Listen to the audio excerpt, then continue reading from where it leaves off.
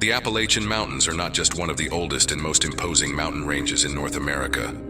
They are also a landscape shrouded in mystery and legend, both fascinating and terrifying at the same time. Stretching for thousands of miles from the cold lands of Canada down to the southern United States, this region is home to lush biodiversity and a rich history intertwined with local folklore.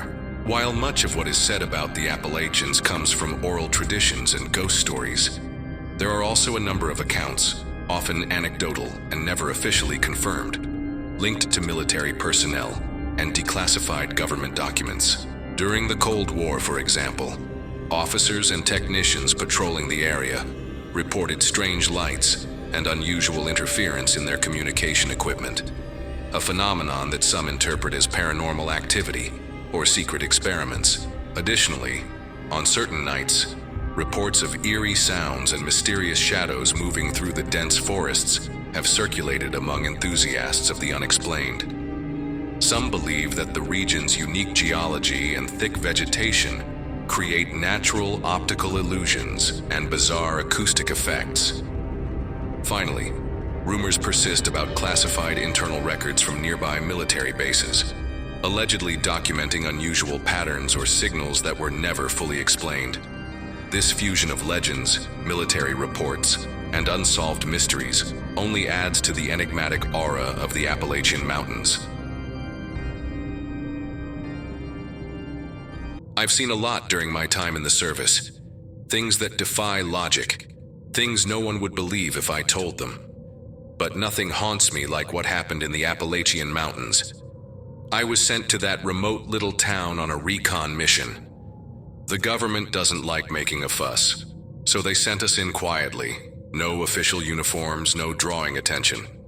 Officially, we were there to assist local police in a series of strange disappearances. But it didn't take long to realize this wasn't a normal case. The most recent missing person was a girl named Clara Mitchell, 22 years old. She vanished on a cold October night, on her way home from her shift at the local grocery store. Her house was isolated, about 2 kilometers outside of town, at the end of a dirt road cutting through the forest. The next morning, the store owner, Mr. Dawson, noticed she hadn't shown up for work. He tried calling, no answer. He drove to her house, knocked on the door, nothing. But her car was still parked in the driveway, and then he saw the dog. Rex, a black Labrador, was lying on the porch, shaking. The dog looked terrified. His fur was covered in mud, his eyes wide. When Dawson tried to approach, Rex growled. He never growled. That's when the local police got involved. And that's when we got involved. I was part of the search team in the forest. The ground was wet from the rain the night before. We followed Clara's footprints for a while. They stayed on the trail. Normal. And then they just stopped. No signs of a struggle. No tracks leading off the path. It was like she had been pulled straight up. "This doesn't make sense," one of my teammates muttered, kicking at the dirt. No, it didn't. That night at the town bar, the rumors started. An old man, Mr. Howard, one of the town's longtime residents, leaned forward across the table and spoke in a low voice. "This has happened before." "What do you mean?" I asked. He took a sip of his beer, then glanced around like he didn't want anyone else to hear. "The eyes," he whispered. "What eyes?" "Up in the trees. Red. Glowing in the dark." At first, I thought it was nonsense. But then, others started speaking up. A woman said she had seen 2 red lights blinking among the branches the night before Clara vanished.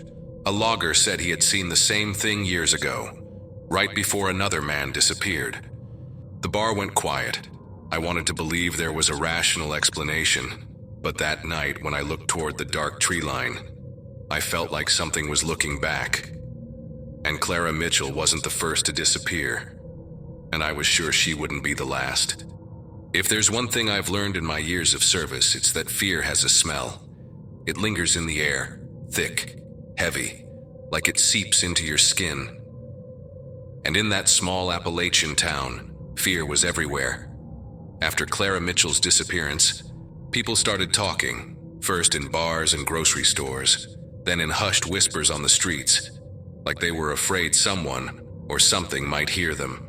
And soon, one name kept coming up over and over again.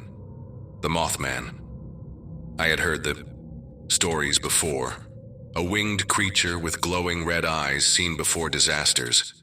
An urban legend, I thought. But here in this isolated town, people didn't speak of it as a myth. They spoke of it as something real. I saw it. The voice came from Bill Carter, a local lumberjack.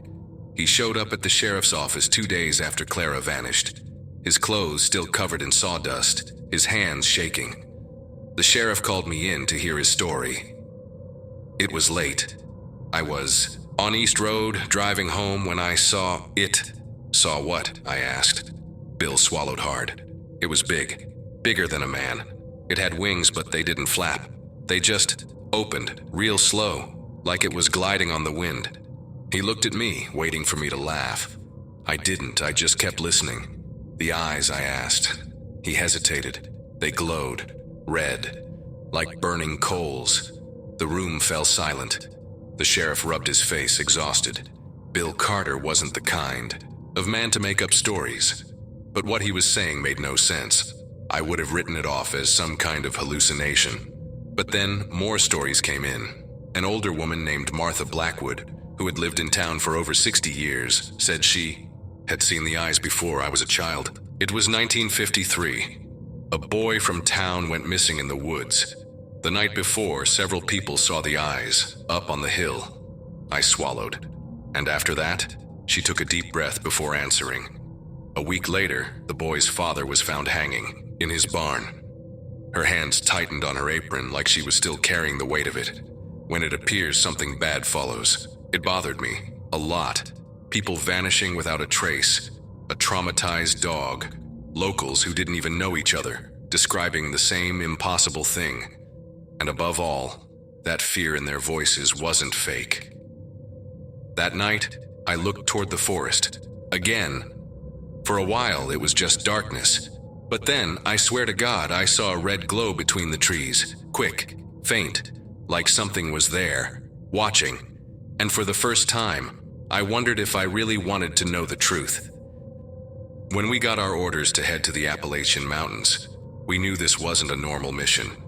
The government doesn't deploy soldiers to some small town in the middle of nowhere without a reason. We weren't there just to assist local law enforcement. We were there because this had happened before. Captain Ethan Graves was a serious man, straight to the point. He had seen it all in his career. Nothing impressed him. But when we gathered in our makeshift base at the town's rundown hotel, he did something he'd never done before. He laid a classified military file on the table, right in front of us. This thing isn't just an urban legend. It's been showing up for centuries. The room fell silent. Military reports from the American Civil War were spread out on the table. Some so old, the yellowed paper looked like it would crumble if we breathed too hard. I picked up one of the documents. Year 1863. A report from a Union Army officer, Colonel James Harper. Men are terrified. They speak of glowing eyes watching from the high branches. Some refuse to march. 2 deserters found dead in the river this morning. Eyes wide open as if they saw hell itself before dying. I flipped the page. The next entry was even worse. Battle of Chickamauga. Soldiers report a dark figure hovering over the battlefield at dusk. They say it lingered above the trees watching. Hours later, we were ambushed. Total massacre. No survivors on the front line, Lieutenant Foster scoffed. This could be legend, military folklore. Soldiers were exhausted, starving. Captain Graves slammed another document onto the table. This time, from 1917, World War I, battalion stationed in the Argonne Forest. Patrols report winged figure moving between the trees before enemy attack. Some men panic, say the creature is a harbinger of death. 3 disappear the next night. I looked at Graves. He just nodded. This wasn't a coincidence. This thing, he said, tapping the table, isn't tied to one place, one time, one war. It always appears before something bad happens. I leaned back in my chair, trying to process it. We weren't dealing with a simple disappearance. We were dealing with something that had stalked battlefields for centuries. And now it was here, in this town, in this forest, watching us. Then something clicked in my mind. I grabbed one of the more recent reports. A soldier had noted something strange. The creature never attacks directly, never touches anyone. It only watches, and then, without fail, something terrible happens. I closed my eyes for a moment. The lumberjack, Mrs. Blackwood, the red glow in the trees. I didn't know what was coming, but I knew it wasn't going to be good. I'd seen young men in shock before. During my service, I'd seen recruits freeze in the middle of the battlefield, their minds unable to process the horror in front of them. That's exactly what I saw in Luke Harris's eyes that night. The police radio crackled just before 2 On the other end, screaming, a shaking voice begging for help. We rushed to the scene. Luke was kneeling in the middle of the road, covered in mud, his eyes wide with terror. His mother sobbed beside him, gripping his shoulders like she was holding him together. Around them, townspeople whispered among themselves, their fear unmistakable. But there was something even more disturbing. Luke was alone. "Where's Ethan?" The sheriff grabbed the boy's arms, trying to pull him back to reality. "Where's your friend?" Nothing. Luke just muttered to himself, words that made no sense, like he was trying to erase something from his mind but couldn't. "He's here. He saw us.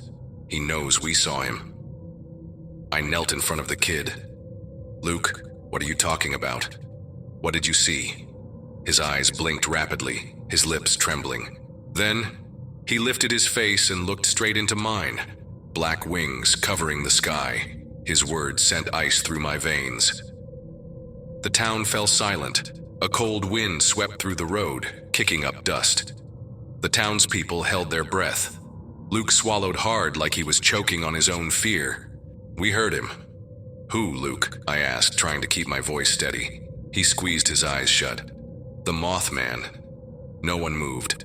I could hear the wind whistling through the trees. He didn't speak, but we heard him in the wind. "What did he say?"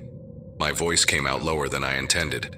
Luke bit his lip, his eyes filling with tears. "I don't know, but I understood." "Understood what?" His answer came in a whisper, so soft I almost missed it. "Something bad is coming." This time, no one tried to pretend it was nonsense. By morning, some families packed up and left town. Others just locked their doors and windows, refusing to go outside after dark. Fear became routine. And Ethan, the other boy? He was never seen again. I was part of the search. We walked through the forest, called his name. No footprints, no clothes, no trace of him at all. But then, the wind shifted.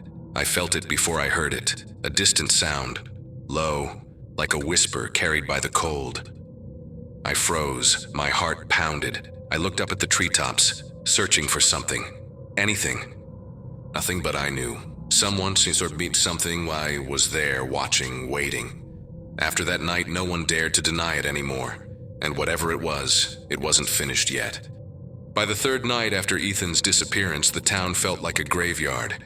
Few people still left their homes, and those who did walked fast, eyes darting toward the trees, the sky. No one spoke about what was happening, but everyone felt. Fear was everywhere. That night, Captain Graves gathered us in the small hotel we were using as a makeshift base. He looked serious, more than usual.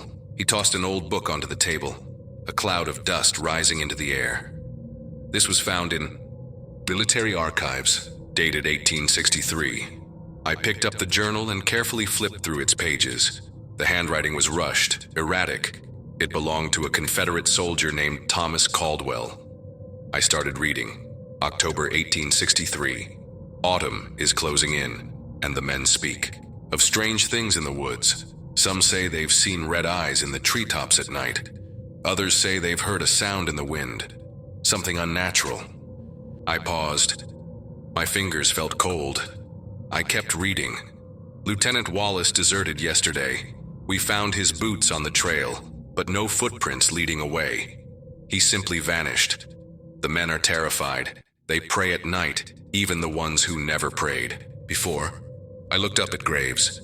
This is exactly what's happening here, he nodded. Keep reading. I turned the page. The tone changed. The writing became shaky, disorganized, like the man's hands were trembling as he wrote. Tonight at sundown. I saw it. The room fell silent. It was tall, with wings that didn't flap, but seemed to shift with the air itself. Its eyes burned red like living fire. It stood on the hill looking down at us, just watching. I swallowed hard. The captain ordered us not to speak of it, said it was an illusion. But that night we all heard it, a sound in the wind, a whisper that wasn't from any man. It was him, and he was warning us. My eyes scanned the final entry, written so forcefully it had nearly torn through the paper. Attack at dawn. They knew our position, we had no chance. The bodies of my brothers now lie on the frozen ground. I am the only one left, and he is still there, on the hill, watching, waiting, like this is something he wanted. I closed the journal. My God, someone whispered behind me. I looked at Graves. This means he doesn't just predict disasters. He wants them. He feeds on them. No one spoke. But in the heavy silence of that room, one thing became painfully clear. This was far from over. The 1863 journal wasn't the only record we found. The next morning, while going through old documents at the sheriff's office, he mentioned someone who might be able to help us. Martha Blackwood. The name meant nothing to me. But from the way the sheriff said it, she mattered. Her family's been here for generations. If anyone knows something about this thing, it's her. We drove to her house that afternoon. Martha lived in an old cabin near the edge of the forest, far from town. A thin woman, gray-haired with tired eyes. When Graves explained why we were there, she let out a sigh, like she had been expecting us. You're wasting your time looking for answers in old papers. What you're searching for was buried long before the Civil War. I sat at the table, hanging on to every word. This thing, it didn't come here with the war. It didn't come with the soldiers. It has always been here. Her gaze drifted toward the window, toward the trees. The first settlers who arrived tried to understand it, tried to bargain, but all they found was despair. I leaned forward. Bargain? What do you mean? She clasped her frail hands on the table, her expression distant. They noticed the pattern. Every time the creature appeared, a tragedy followed. Plagues, famines, unexplainable accidents. So, they decided to make a deal. A chill ran down my spine. Sacrifices. Martha nodded. They thought they could control it, that if they offered one life, they could save the rest. I didn't speak. The thought made me sick. Did it work? Graves asked. Martha closed her eyes for a moment. No, the word hung in the air. The sacrifice was never enough. They killed one to save the many. But the creature didn't just want blood. It wanted suffering.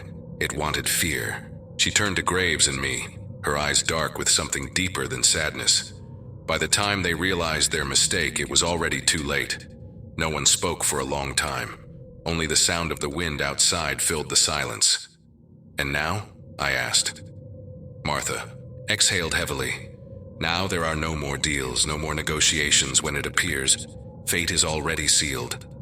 We left her house heavier than we had entered. The creature couldn't be stopped. It couldn't be bargained with. It didn't make deals. It only announced the inevitable. And for the first time I realized, maybe no one was getting out of this town alive. After our conversation with Martha Blackwood, one thing became clear. There was no negotiation. The creature couldn't be bribed, repelled, or destroyed. It simply existed. Watching, waiting, announcing what was coming. But Graves refused to accept that. There has to be something more. That's how, the next night, we found ourselves standing at the entrance of a hidden cave in the forest. Our guide, Earl Thompson, one of the town's oldest residents. His hands trembled as he held his lantern. We shouldn't be here. His voice shook. The old ones spoke of this cave, said this was where it all began. The cave's interior was cold and damp, the air thick, heavy. Our footsteps echoed off the stone walls, but something felt wrong about the silence inside. Then we saw the pictograms, carved into the walls, primal drawings of men kneeling, arms raised toward a black-winged figure with glowing red eyes. But the worst came after that. We ventured deeper, and that's when we found the other markings. Handprints, scratches clawed into the stone, like someone had tried to escape. Some were old, nearly erased by time, but others, they looked fresh. That's when the wind blew through the cave, which made no sense. We were deep inside a stone tunnel. There was no wind, but I felt it, cold, damp, and laced with something. A whisper so faint it was almost imperceptible. Luke Harris had said he heard the creature in the wind. Now so did I. Then, the lanterns flickered. Everything happened fast. A deafening sound echoed through the cave, like something colossal moving in the dark. The air turned thick, crushing, impossible to breathe. And then, the shadow. A darkness so deep, it had shape. Earl screamed first. I spun around just in time to see something pulling him backward, into the black void, his face twisted in pure terror, his fingers digging into the ground, clawing at the stone. "Get me out of here!" Graves pulled his weapon and fired. The gunshots roared through the cave, but there was no target. Nothing there, just darkness. And then, Earl was gone, swallowed by the void. We ran. There was nothing else to do. This thing couldn't be fought. We stumbled out of the cave, collapsing onto the cold dirt outside. Graves was gasping for air, his eyes wide. And then, we looked up. At the top of the trees, it was there, tall, towering. Wings spread wide, red eyes burning in the darkness, and even without words, we heard it. It is coming. This time I knew. There would be no escape. Something was about to happen. Something big. Something terrible, and we were already doomed. After the cave, no one doubted it anymore. The creature was here, watching, waiting. Whatever was coming, it was already sealed. That morning, Graves gathered what was left of the team in the hotel-turned-base. No one had slept. No one could. The sheriff was there too, pale, hollow-eyed. Fear had taken over the town. On the table, scattered among cold coffee cups, were historical records, military reports, notes from centuries past. They all said the same thing. Every time the creature was seen, disaster followed. 4. Graves ran a hand down his face, exhausted. A village in Kentucky. People reported a winged figure flying over town. A month later, a typhoid epidemic wiped out half the population. He picked up another report. 1013, Tennessee. Hunters saw red eyes in the woods. 3 days later, a fire burned the entire town to the ground. Then one last document. Graves tapped a single name. 66, Point Pleasant, West Virginia. The room grew even heavier. Everyone knew this story. Red eyes were seen for weeks. People reported a creature flying over the town. Then, the Silver Bridge collapsed. 46 dead. No one spoke. We didn't have to. The pattern was clear, and now it was here. Fear spread like fever. Many left, packed what they could, and drove away without looking back. Those who stayed locked their doors, boarded their windows, kept their lights off. But I knew it wouldn't matter. I felt it. That weight in the air, the electricity on my skin. The kind of feeling I'd had before explosions, before ambushes, before death. Then, the storm came. Dark clouds swallowed the sky. The wind howled like a starving wolf. The static charge was so strong, the hair on my arm stood on end. And then, the sound began. A low, droning hum, like something massive moving the air, vibrating in our chests, in our bones. We ran into the street, looking up. Others stepped out of their homes, eyes fixed on the black sky. And then, it was there, hovering above the town, wings spread wide, red eyes burning in the storm. A flash of lightning lit up the sky, and then, we heard the impact. The ground shook. Windows shattered. The sheriff's radio crackled. An emergency alert. Something terrible had just happened. And deep down, we already knew. The prophesied tragedy had finally arrived. The impact was like an underground explosion. I felt it first in my feet, a low, growing tremor that swelled into a deep roar from the guts of the earth. The sound of trees snapping, rocks breaking loose, the horrifying crack of something colossal splitting in half. Then came the dust. A gray wall rose on the horizon, swallowing everything in its path. And then, the screams. The south side of town was gone, entire houses swallowed by mud and stone. The hill collapsed like a house of cards, taking everything with it. Graves and I ran toward the destruction, but there wasn't much we could do. The ground was chaos, shattered rooftops, crushed vehicles, twisted debris. Screams echoed from beneath the wreckage. "Help!" We dug, we pulled at the boards, but it was like trying to empty an ocean with our hands. The earth was too heavy, the stones too many. The sheriff screamed into the radio, but only static answered. No backup, no reinforcements, no help. And then Luke Harris grabbed my sleeve. His voice was barely a breath. "He's there." I looked up, following his trembling finger, and I saw. At the top of the ruins, standing in the shadows of the dust, the Mothman watched us motionless. His black silhouette stood stark against the ashen sky, his wings folded slightly, barely shifting in the wind. His red eyes burned through the haze, like embers in a fire. But he didn't move, he didn't descend, he didn't attack, he just watched. And in that moment I finally understood. He didn't cause this, he only announced it, like he always had, like he always would. Whatever happened was already decided before we even got here. We never had a choice. By morning, the survivors were in shock. The government finally arrived. Rescue teams, ambulances, reporters. But it was too late. 48 dead. Some bodies were found beneath the ruins, others simply vanished, like the earth had swallowed them whole. Without a trace. The news called it a natural disaster. But no one in town believed that. The survivors didn't need proof.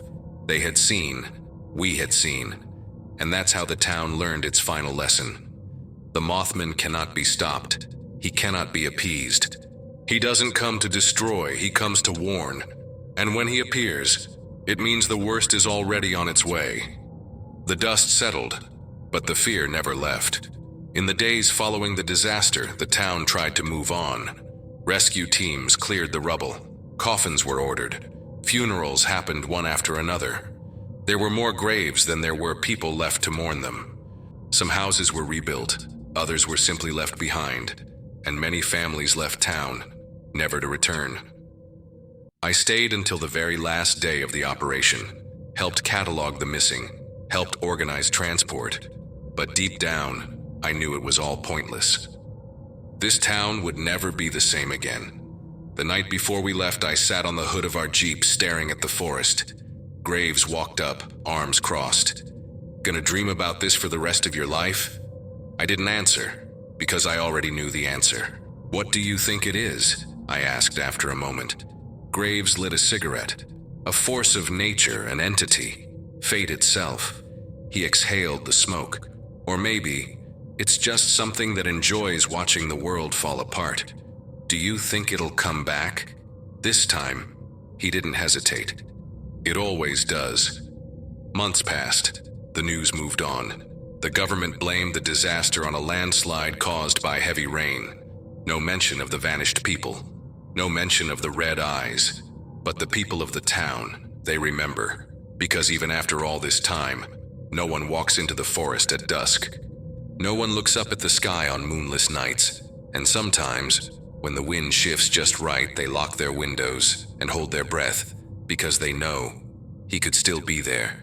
It was on one of those nights, years later, that a boy named Sam Taylor looked out his bedroom window. The wind made the tree branches sway like twisted fingers. The forest was as dark as a bottomless pit. And then, he saw them. 2 red lights, blinking slowly. From the shadows, blinking, watching. Sam's wide eyes reflected the glow for just a second. His heart pounded, but he couldn't move. The wind howled, carrying a low hum, a whisper that no one else seemed to hear. Sam blinked, and the eyes were gone. He ran to tell his parents, but when they came to look, there was nothing there. Nothing but the forest. Silent, waiting. But Sam knew. The Mothman had returned, and that only meant one thing. Something terrible was coming, again, because the cycle never ends.